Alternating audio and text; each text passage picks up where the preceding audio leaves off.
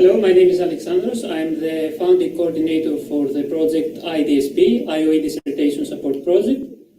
Today we are at the IOE holding a finalists panel with two of our finalists and Susan Askew, program leader for the MA Curriculum Pedagogy and Assessment at the IOE, discussing about our competition and other interesting topics. So, Susan, we look forward to our discussion panel. Thank you as well. I guess we should start by thanking Alexandros for organising this. Yes, thank you very much. It's obviously been a really useful opportunity for me. I'm Susan. Hello. Denise. Yes, that's fine. Don't worry, we're only just started now. So I volunteered to come and chair this. So the point of it really was to celebrate the fact that you entered the competition for the dissertation support, and you'll find this. I have trouble with my voice, so I hope it's not going to go. So we're celebrating the fact that you were finalists in the dissertation support competition, and I'm going to lead a discussion about the support that you've received for your dissertation work and how that's been helpful to you. I'd also like to ask you about the dissertation competition itself and how that's been helpful to you. Because I imagine that it has been. I know it's been a lot of work for you entering the competition. I'm sure it's been a lot of work for you, but I'm also sure it's actually been very helpful because these things are designed. So I'd like to ask you about that. And if we have time, I'd like to finish by asking you something about your general experience at the IOE UCL issue. So that's what we're thinking about talking about today. So that sounds okay. And anything else you want to talk about, obviously, in time that we have available. Okay. So, Alexandra sent me some information about your dissertations this morning, and I haven't really had time to study it properly. So it would be very helpful for me, and for anybody who might be listening into this discussion, to hear about, pretty briefly, if you can do it pretty briefly, first of all, your name, and the MA that you're studying at the moment, and the dissertation topic or research question, and a little bit about perhaps the approach that you took to the research, as briefly as you can.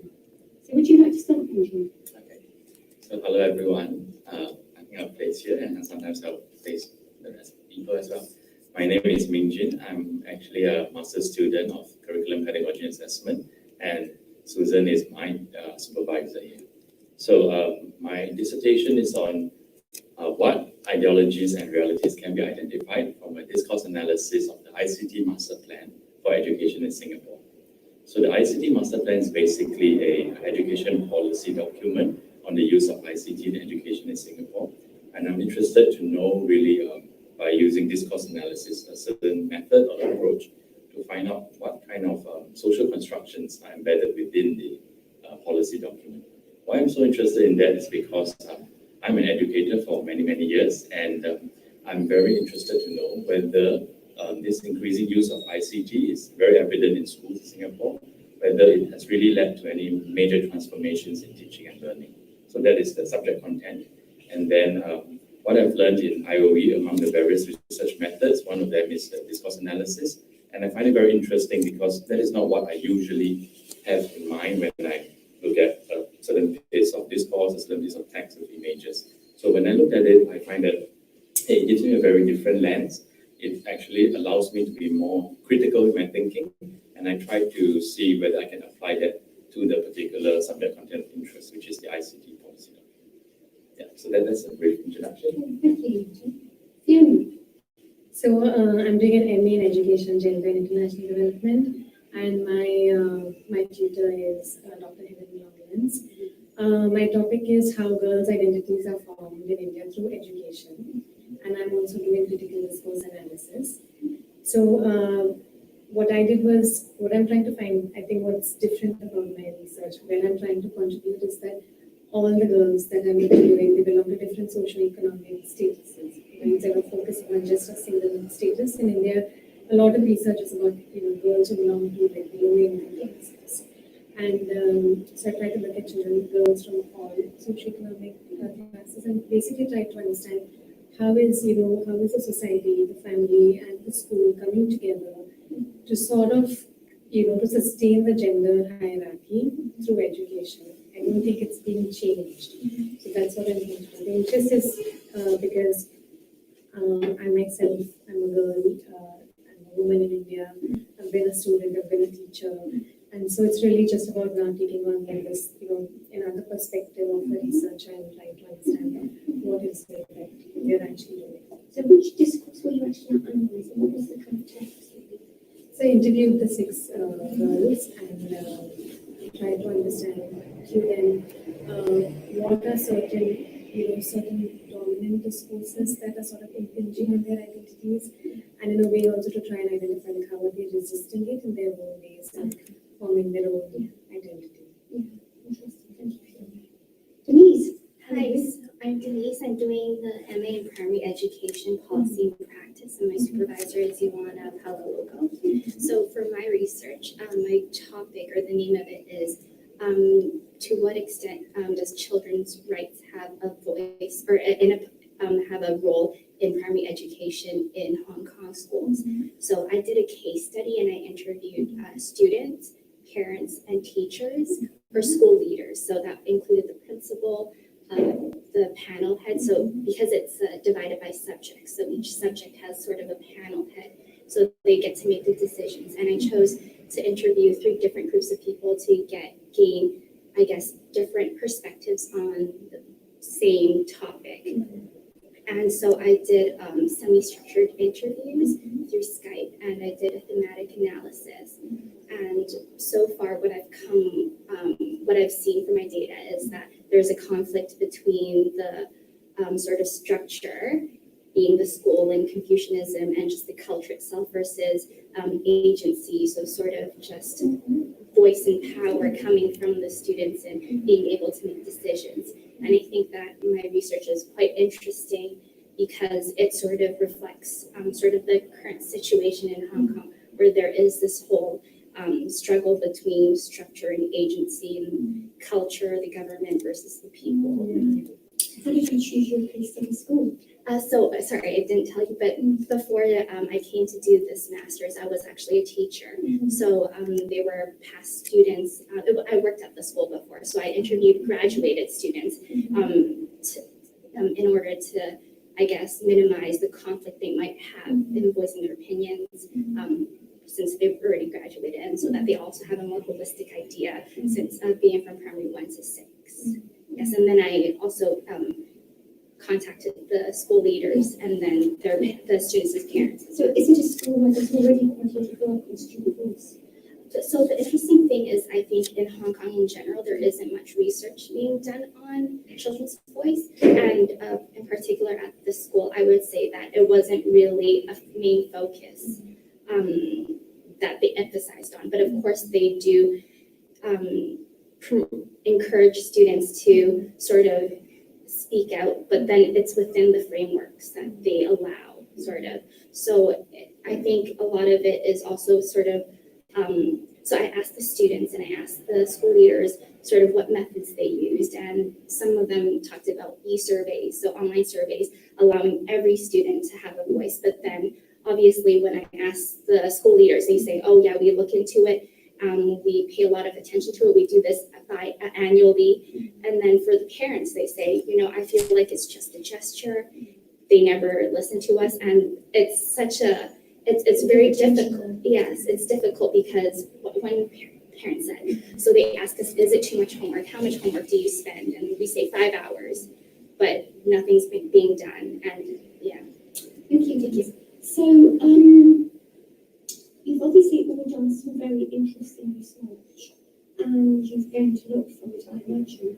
I'm wondering if you've had many opportunities for talking about your research, because when you've done so much work, and obviously made a really good contribution to our understanding of it, it's good to be able to share this, isn't it? Have you had any opportunities for talking about this? So for myself, I'm fortunate to have 2 such opportunities. One is this IDSP platform itself, where I got the chance to speak at two occasions. One is during the department competition, where we had participants from within our same department, CPA department. So we kind of presented, and then we were chosen for the second one, which is the final round. So and the other one is the CALT conference that is actually organized by the program leaders. Yeah. This is organised By the students. Organised by students. Supported by the program leaders. Yeah. It's But great. It's great. it is a student-led one, and it was a very good opportunity for me to also share, and to also hear comments and feedback from my peers, because most of the time, and there are some of them are part-time students, some are full-time students, but we all live in different areas and we don't really congregate at IOE every day. So I think it was a good opportunity to hear from everyone. What about Denise and Fiona? Have you had opportunities? Obviously, you've talked as well in the rounds of the competition. Have you had other opportunities to talk about, or do you plan to talk about it or to publish it? So I wanted to, and I still want to write a book. And so what I'm thinking is at least some of the, not at least, I think a lot of the things that I found through the dissertation, I will make it into chapters and add additional chapters and basically try and publish a book on gender and education in the classroom. Because there is only once I came here, I realized there's no conversation happening about gender inside a school classroom. And It's really old, isn't it? Because there used to be a lot of conversations. I came here to work in the 1980s on gender and classroom-based issues. but like in India, there's absolutely nothing. And it only stops until children, girls are enrolled. And that's it. No one talks about what happens inside. And so I thought I'll use my dissertation to just take it out. And that's why I'm going to put you on the spot. You can say you don't want to answer this, but could you identify one of your key findings for us from your research? I think one of the things which I just found out yesterday was that so there is this entire system of surveillance, and so I'm using Foucault's and what I see is like now education has become that the normalizing the normalizing gains. So the girls are now, they look at education to be something that gives them status. So especially in the low income families where I found that the girls are really treated lower. They always say that, but I'm getting educated, but I'm studying and I'm such a good student. Then why is it that I'm not being treated with respect at home? And I see that even in the higher income students, they're like, compared to other students, this is where I am. So what I've identified is education is becoming like the surveillance mechanism, where now education is sort of trying to tell people. So that's what I actually yesterday I found that, and then I realized another thing is that mothers who are really supportive of their girls' education when the girls are younger, suddenly when the girls reach adolescence, start now, constraining the girls, and so I feel like what just happened in these years that mothers started now saying, don't do this. So that's what I found. So you like to write yourself this book, get it published? Hopefully. As a way of sharing your findings and Have you had other opportunities to talk about your research apart from? Not yet. Not yet. And your supervisor, of course. I think what I would, even in the IDSP, I think there was a lot of what I learned. In fact, when Mingjun was presenting, I saw how to do CDA and I felt like that's what I gained. And more than I think talking about it, I think listening really sort of helped me. Listening to one another. Listening to everyone. How did that help you? I think I saw the kind of the level at which everyone was thinking. And the nuances, even at that stage, it was 2nd July and we are on 19th June. And even at that point, the kind of insights, everyone had come up with, the progress that was made, and the way certain techniques were used, I was amazed. So for you, the competition was a really important opportunity to hear. To hear, and also it was sort of inspiring for me because I felt like wow, like that's the level that's expected. Mhm. And there's one thing to read it, and there's one thing like when you hear it and you see the researcher behind it, and I'm like, that's what I want to aspire to. So that's It's so great, isn't it, that you have that opportunity to hear all Yeah, of it, yeah. to hear what the people in different departments as well are doing, because you never get that opportunity. yeah. What about you, Denise? Have you had opportunities to talk about the research as well as in addition to the competition? So I think for my program itself, I've gotten a lot of great support. So within one of the modules that we have, we always are sorted into groups, and then we all share what we've been doing, and then we give each other feedback. So I think that was kind of the first step of being able to vocalize what we're doing. And then also just speaking to my tutor, my supervisor, and other members in my faculty. They've been very helpful, especially with this this competition as well. They've given me a lot of feedback. So I think all in all, there's been a lot of conversations about the dissertation, and I think it's just all Have you got very plans to share your research in the future in any specific ways?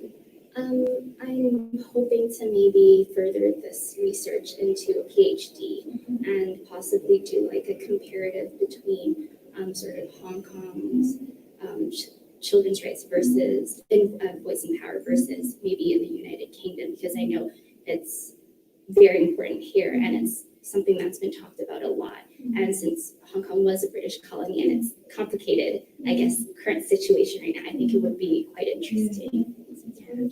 Yeah. Anything else you'd like to say about the support that you've got for doing the research in any form? So for me, I think obviously it's the department, my supervisor, that's you. And I think the kind of feedback we give, the way the feedback is given, it really pushes us to not rest on our laurels. Basically, like there will always be something to improve upon. And though we kind of get a bit disappointed when we get a feedback, but it really stirs us because Disappointed because we thought we did a pretty good piece of work, and then after that we were all we were talking about this. So then we took the opportunity to look around, basically the colleagues within the same course, and then we encourage each other and say, okay, so this is probably one thing that so we're trying to push us. I think probably already got the same experience as well. And due to that, we really improved the standard. So when you look back, when you started the dissertation, which was kind of November, really, wasn't it? Yes, that's right. Yes. What are your reflections on the research journey? Okay. So I think one of the main points would be that to keep a really open mind. Yeah.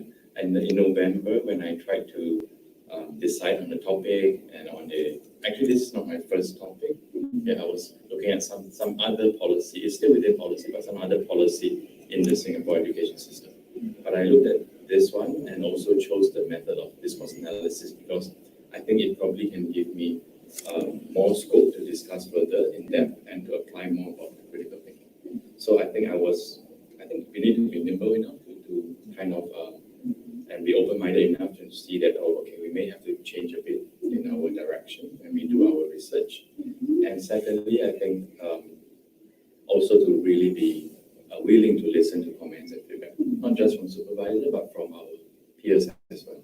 I think some of them give very good Have you shared it quite a lot with you guys? yeah, not really in the sense that to look at each other's work in black and white, but more like to talk about it. Yeah, and because most of them do research methods that are not related to mine, I think in a sense it also gives a very good third-party view, and it could give comments that I might have been blindsided about in the first place. So, yeah. Anything else about the research journey? Has it been emotionally stable? Okay. Well, thankfully, I'm pretty emotionally stable by personality, but there were ups and downs, definitely. That's what I want. Yeah, there were times when I'm not sure myself, like whether this is the right thing to do, or I'm not sure about, because I'm taking a very critical stance, not criticizing, but critical stance towards what is out there by the government. So there are times I'm not sure whether I'm academically critical or I'm veering towards, just like criticizing without any evidence. So I reminded myself, I sought advice from the supervisor, and I also talked to my peers.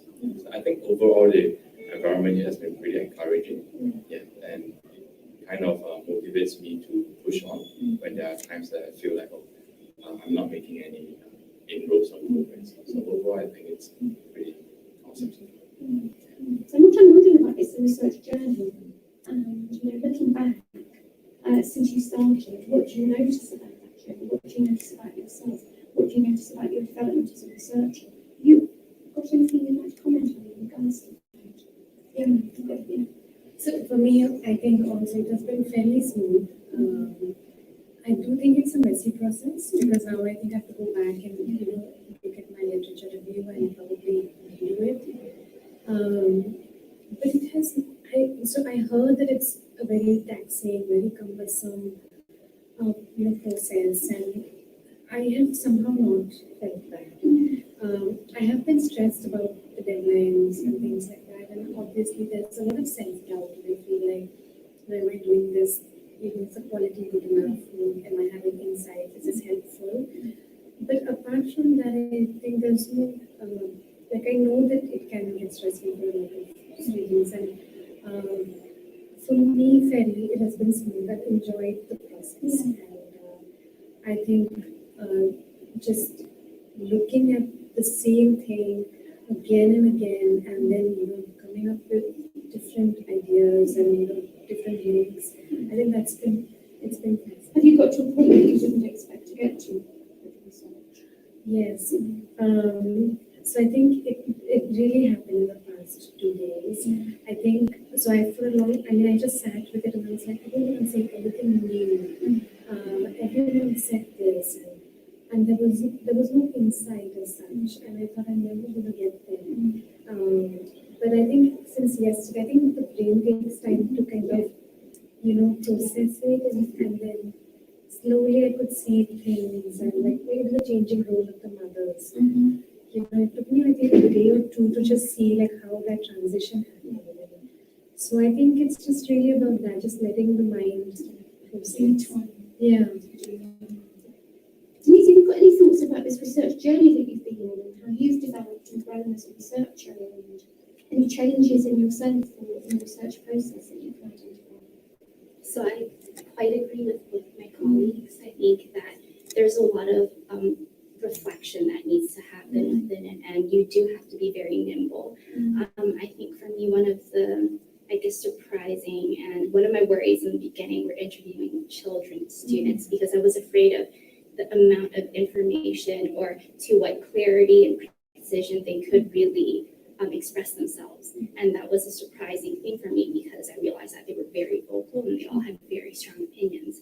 And so I think that within this sort of, like you said, a supposedly very cumbersome process, I realized that I'm very interested in my topic and in research itself. And I think that it's just been a great experience. Yeah. Great.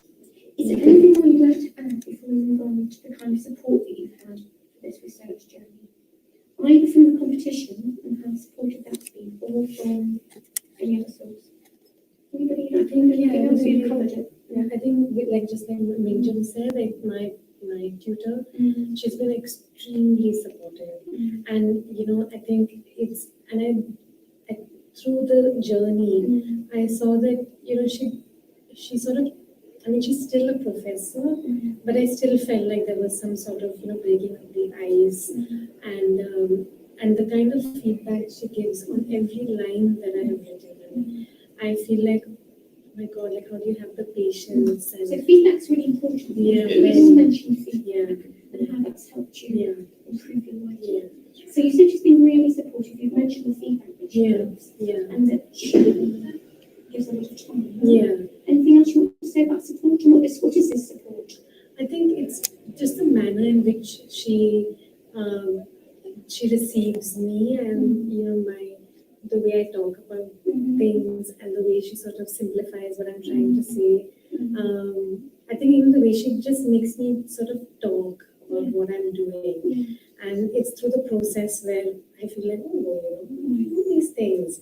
So I think that's that's where I have found a lot So of that's been really important. Supervision has been really important. Yeah, it has been. Yeah. Your experience too, Jasmine. Yeah, I'd like to say the same thing. I think my supervisor, Ioana, and from my department, Amanda Ince and Rachel Levy, they've just been so helpful throughout the entire process, because I've had questions about sort of the questionnaire we were given for the faculty competition, and they were just so helpful. They met with me and they talked to me on the phone to help me figure out exactly what some parts were that I wasn't certain of, and they've just been very helpful and supportive and just positive. Yeah. So, what about your Excuse me, general- they even took part in our session. They came to attend the session, Yes, I was going to put it back, but unfortunately, and we are grateful for. Fortunately, because I had a last time. What about your, so if there's anything else about the dissertation, I mean, add it in as we go forward. But what about your general experience of being at the IOE this year? You've nearly come to the end of it, you're more or less the end of the term. How are you feeling about it now that you've nearly got to the end? Okay. First thing when I looked back was, I didn't know I could survive. Pretty okay. Yeah, and I think it boils down to a few points. I think number one, for me, I'm not sure about the other courses, but I like the way my course is being structured and designed. It's a very small, close-knit group, and I think the tutor, whether it's Dr. Askew or Dr. Hargreaves, I don't know how to say it.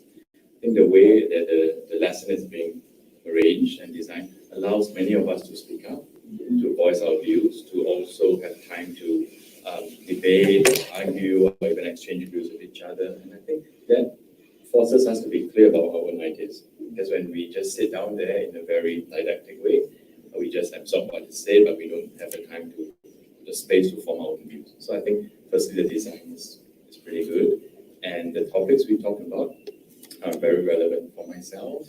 Yeah, because I think it covers a lot of things that I would go back as a practitioner in Singapore to apply. The way curriculum design, the way lessons should be taught, pedagogy, and for assessment I didn't do that much on it because I chose a course module which is on the children's rights. Yeah, and that's something that's very interesting and refreshing for me. Yeah. Then in terms of tutor support, the tutors themselves, I think like what you all have said already, very I would say, quite friendly, welcoming of our ideas, and most importantly, I want to highlight again the way they push us to be very clear, to be very strong in our own ideas, and there's always no right or wrong answer, but the way you put forward the argument with whatever evidence that you can bring up to have a very balanced analysis.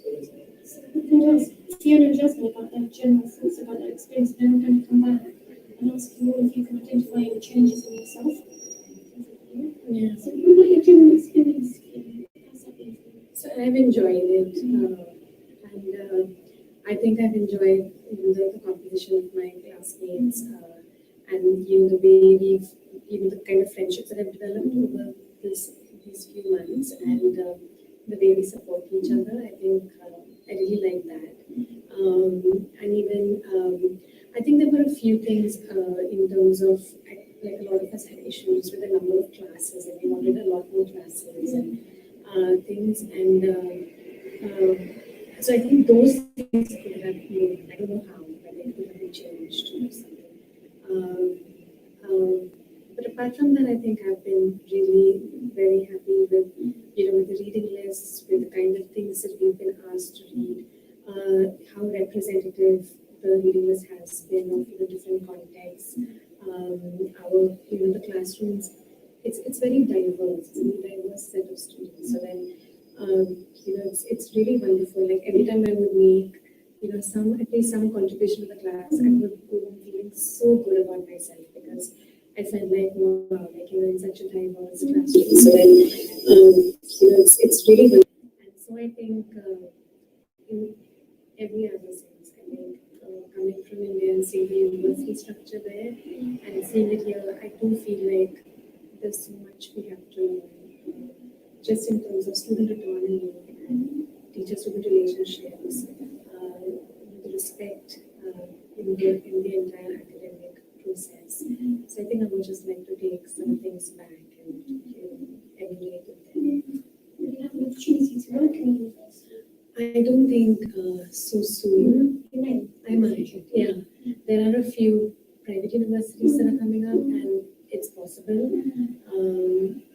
And yeah, but I would love to go back and talk to students at the master's level and push them and just sort of share what I've had a chance to learn here. I agree with both of them. I think that having the smaller groups is really great because although a lot of our work is quite something for us to just focus on ourselves, like readings, but I think there's a lot of collaborative work that comes out of it because we even discuss outside of the classroom. And I think being from different places, everyone has sort of a different perspective, and we get to learn about different countries or even cities and how everything sort of fits, and even though it's different. I think one of the I guess most surprising and most helpful thing I found at the IOE was getting being able to submit a draft first for our assignments and then polishing that and even meeting with them, our supervisors or our tutors before handing it in, because I feel like that really helped me sort of figure out what the structure should be like, how I could better present myself, because it wasn't so much about, I guess, the information, but more so how I was arranging it. So I think that was very enlightening, and I think that should be brought back to wherever I go. So I'm going to ask you if you can just say one word relating to how you think you might have changed individually over the year. Maybe give you a few minutes to think about that, or a few seconds. Just one word. Just one word, maybe. Yeah. Which relates to how you feel you might have changed over the year. Have you all got a word in mind? Or do you need a bit more? Yeah. Let's try it then. Mingjun, what would your word be? I had to choose, but I would say critical. Okay. Yeah. What would your word be? That's I would say depth. depth. Yeah. So you've become more in-depth. Yeah, I think I've begun to appreciate depth. Okay. And Complexity. yeah. I think my word is comfortable, and that is because I'm more comfortable being critical and having more depth and doing the readings and voicing my thoughts. Yeah. Thank you so much. Well, I'm going to end. I hope I'm right, that Jasmine and you, Fiona, have had a token of appreciation and from your departments. Am I right about that? For being shortlisted in the competition. Am I right about that? We're waiting. Oh, you're waiting. I'm Because of the summer period. Oh, I see. Okay, well, you're going to get one. And I've got one along for you, Mingjun. Thank you so much. So, I'm really glad. I'm really glad that you talked about feedback. Because I want to give you a book on feedback. Okay. Wow. Thank you. So, I'm additional going to lesson. put it in there. So this is called Feedback for Learning. It's a book I edited. It's old, so it's vintage, but it's the only hard copy I have. Okay. So it's very precious. There's a lot of value in it. So there's a lot of value in it. Maybe the only hardback copy in existence now. I don't know. But Amazing. you've talked about feedback a lot, so I thought it would be appropriate. Yeah. And I also thought it would be appropriate because I was nominated by students for the Outstanding Feedback Award this year, and Mingjun came along and supported me in the ceremony. So feedback's been a very Mutual support. sorry. Mutual support. Mutual support. Student to Exactly. Yeah. stuff. So feedback's obviously, you've all mentioned it, it's also really important. So I've written a little inscription in the beginning, and I'm going to read it aloud to embarrass you. Okay? So it says, Dear Mingjun, a small token to remember the 2018-19 year at the IOE UCL, where you graduated from the MACPA, some thoughts on your year. You were always organised, focused and disciplined in your study. You were helpful, kind and supportive to your peers and tutors. You were creative, original and critical in your research and writing. You were a worthy winner of the first faculty dissertation support competition. And you managed all the above while retaining your gentle sense of humour. All the very best going forward. The book is my single hardback copy of Feedback for Learning, It is old now, but chosen because feedback has been such an important aspect of our learning journeys, and I mean all our learning journeys, and always will be. Keep in touch. Susan Askew, 24th of July 2019. So well done. Yeah, well done. Fantastic. You can show the book on us. Oh, okay. Showing. You can close it. Feedback for learning. You can zoom in. Okay. Thank you. And it has chapters on student learning and teacher learning and organisational learning. Would be very useful, especially if I go back as an educator. Mhm. And now I know how students need to kind of write feedback in order to process. It's not just about grades, but It's also a really interesting chapter on what kind of feedback may not be very useful for children in school. Yeah. So great. Oh, yeah. Mingjun, what would be your reply to Susan? We would like to hear. I would say the comments are very generous, and we all are from different social cultural backgrounds. So I'm very happy that in Susan's class, in Eleanor's class, and many of the tutors, they made a very big effort to welcome us from different countries, and they are willing to hear from us. Because all of us, as what I've understood from discourse analysis, all of us have our preconceived biases, knowledge, notions from our own backgrounds. I think putting that aside, or being willing to challenge our own thinking as we bring everyone together, that's very, very amazing for something in IOE I experienced. So again, the comments are very generous, and I will take a long time to read this and assimilate it. Thank you so much. Thank you all of you for coming along today. It's been great to talk to you and to meet you and to hear about your research and your experience. Thank you very much. Yeah. Competitions have obviously been a great way to support you in your learning and your research. A last question, a suggestion for the competition. Would you have to say any Oh, of course, yeah. About the competition next year. for next year? Next year, it'd be great if there could be more support for the competition. From If you can, so it's very good because it kind of brings different departments within IOE to come together. It is an opportunity that we seldom get, but if we can kind of get more support from, I don't know, I'm not sure how it's being organized behind the scenes, but there's more support from the tutors, that would be great. what kind of support? And it sounds like Jasmine's having support from the teacher. What kind of support are you thinking about? More of how this organization, how this competition comes about. Yeah, so that, or maybe we can even look at the way it's organized, like what is if we go back to the actual fundamental objective of it. Yeah, it is mainly a platform for everyone to share ideas across departments and to grow and develop. Yeah, then maybe we can think whether it has to be done in a very competitive way or more like a sharing conference seminar session. That's also another possibility. So it's just different ideas. Any thoughts about the competition itself and for next year, how it might Improve. improve things? Denise, would you like to I go next. Yeah, okay. So I think one is if it could be publicized more, in the sense there could be more people who could probably apply. I also thought that I felt like there was a lot of misconception amongst students who didn't apply.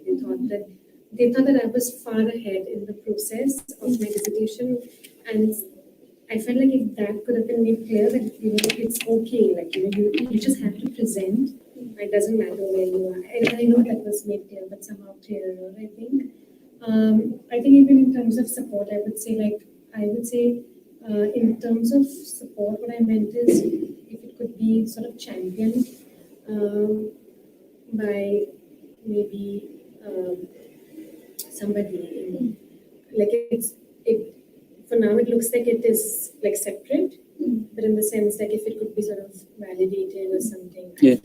We have a meeting with the IOE director after. We can bring it to here. Jasmine, any advice about the competition itself? I did like how flexible it was, being that, we were able to, some people weren't able to come, and I understand that, some people were away already or they were off collecting data. So I think it was good that it was flexible, but at the same time, I felt like maybe if there was just a little bit more decided structure from the beginning, and it was just all set up from the very beginning so that we knew what to expect later on and we didn't have to sort of wait for maybe changes to happen or things like that. I think that would have just helped sort of being mentally prepared for it. Yeah. Yes, it Some was. things happened that you weren't quite expecting. Yes, it was challenging the flexibility of the students because we are introducing new, trying to improve what happened last year. We were introducing changes to the way that it happened last year. What about the timing? What about the time of year? Was that the time of year for it to happen? I think it's probably a time where most of us will have some sort of data, not a lot. I think it's because if we do it a bit later, it will be around this time. Yeah. And that's when we will have to really brush up and complete our dissertations. So probably there's somewhere around there will be okay. Yeah. So you think keep it at the date it was, or the date? Yeah. Later might be a bit. I mean, you can push it a bit, but not too late. Because students are leaving after the classes, they are going home. I was thinking if you could market it earlier and tell and sort of inform students that it's going to happen in June and July, so that they're sort of prepared for it. The launch. I mean, the publicizing of it. A bit earlier. A little earlier. Then they know that okay, I want to present, and so I can time myself accordingly. I like the timing of it because I think it kind of helped push me to Particularly sort of point. to look Yeah. at my data more in depth at that time. So I think it's a good time actually. I agree. I think maybe sort of like setting out the guidelines earlier and marketing it earlier would sort of help us prepare for it, because I was someone who I think applied quite late to it because I wasn't sure I was able to sort of put up anything. So I think, just what they said about that. But the timing is good. We would also like to say that we are also supportive to you for this year as our finalists. So we would like to hear from you, your news, so that we can also publish on our online profile for the rest students to know how you progress. Are we doing that? So maybe take some of the comments that people made today and maybe put them on the website. If that would be okay. And what we could individually talk to our next students, whoever we know, and just say that prepare for this, go for it. Just to add, when I was talking about support, what I meant was because I know this is a student organized, and therefore the kind of impact or the kind of resources that you're able to marshal may not be that much. And I think we appreciate that it was done by only a few people to organize this whole thing, and it is termed as a IOE-wide competition. So what I was trying to say was if you were able to get more people to help, or the faculty to kind of give Maybe Susan. I'm not sure how things work actually. So Well, from my perspective, I think we have to leave actually. I think people are waiting to come. From my perspective, a competition does raise issues, which I think it probably does for all tutors, which are about, I want to feel like all the tutors that all my supervisees, I want to think that they feel equally supported by me. that's right. I don't want them to feel that I think one dissertation is better than another dissertation. So it does raise issues about, you were the only person who applied for me, basically, so that I wasn't in any tension then. That's right. But had there been lots of people applying, I would have to have said everybody is equally, So for me, a competition does raise issues. Thank you so much. Thank you. Thank you.